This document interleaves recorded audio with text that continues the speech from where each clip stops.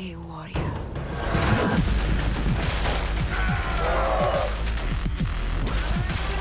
We are the warriors of the Rockyacht, and I will lead you to glory!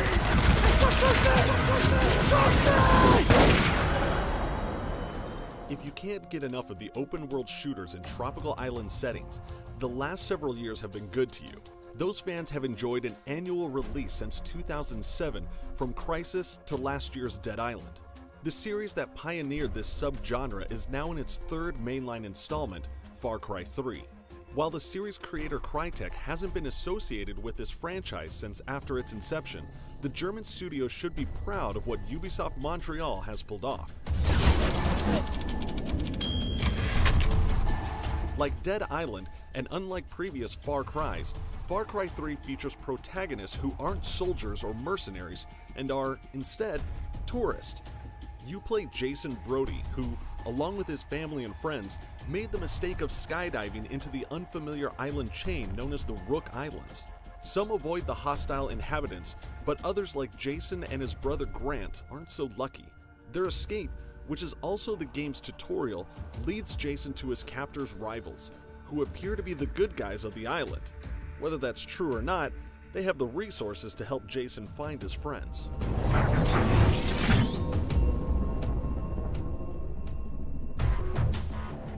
Much like most open-world games, you quickly get the options to progress through the story missions or get drawn into the island's wealth of distractions and side missions.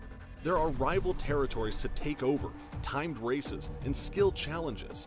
There's engaging plot development with each completed mainline mission, giving the story its own positive momentum.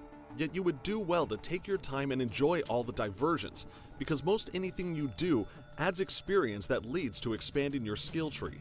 The skills are conveniently sorted into 3 animal-themed categories: heron, shark, and spider. Each category has upgrades for different play styles, but mobility, healing, and survival skills are also split into these 3 sections, so you just might find yourself dipping into each category as you progress through the story.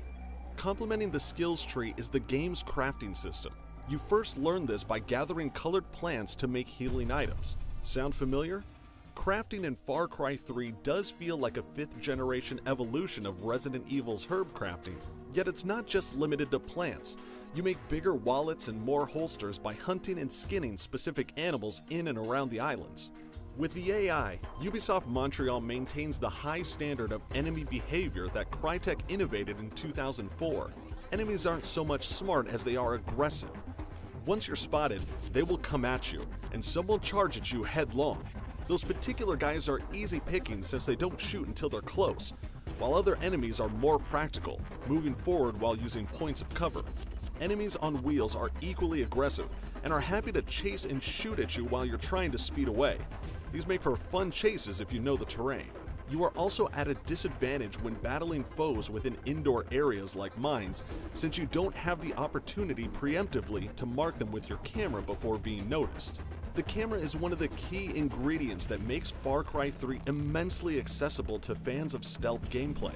You feel you're getting the upper hand as you point and zoom your camera and perform a head count of all the visible enemies in the immediate vicinity and in the distance.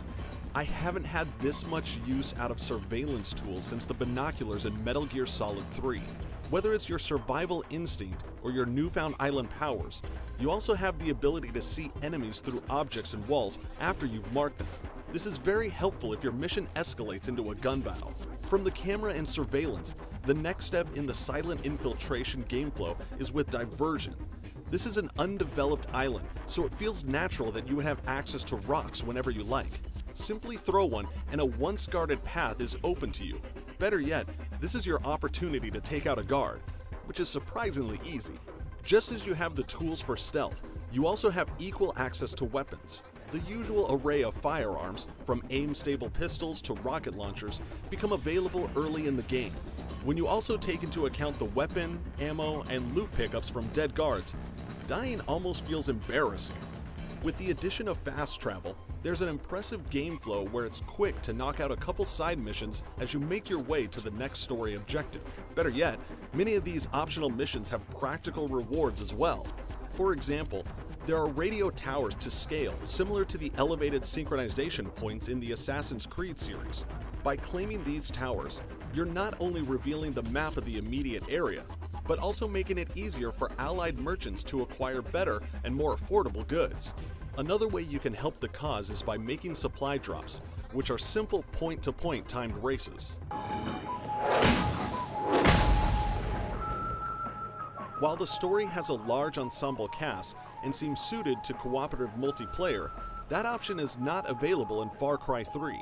Instead, co-op is its own mode with its own story, set 6 months prior to Jason Brody's adventure. The playable characters are 4 social outcasts from a cruise ship. They're ballsy, and they're also very motivated, having been sold out by their ship captain to a bunch of pirates. This revenge tale is nowhere near as long as the single-player mode, but it's a finely executed addition to Far Cry 3. For adversarial multiplayer, Team Deathmatch is available, though the other modes are more interesting in their objective-based designs. Domination and Transmission both emphasize capture points, while Firestorm is a multi-objective mode where you have to ignite flammable areas within a short span of time. This kind of multiplayer familiarity also extends to the 4 available classes and the respective loadouts. The stealthy Saboteur has his silencers, and the Hunter has his sniper rifle. The aptly named Rusher is recommended for assertive and direct players, while the Gunner is the most well-rounded of the 4. No matter your preference, each class has something to contribute. Lastly, the 10 available maps range in sizes from adequate to satisfyingly large and offer a solid array of environments and terrains. For as large as Far Cry 3's setting is, there's an elegant conciseness to the game's story mode. It'll still take tens of hours for completionists to get through, but the fast travel and dense map ensures you always have something meaningful to do within minutes. The production demands of an open-world game make Far Cry 3's sub-30 frames per second performance acceptable. Moreover, it's not riddled with bugs to the degree that Dead Island was before or after the game's Week 1 patch. It's also rare to find a game where all 3 discrete modes are above average. As an island-based open-world shooter, Far Cry 3 ranks high and manages to do it without trained soldiers or high-powered exosuits.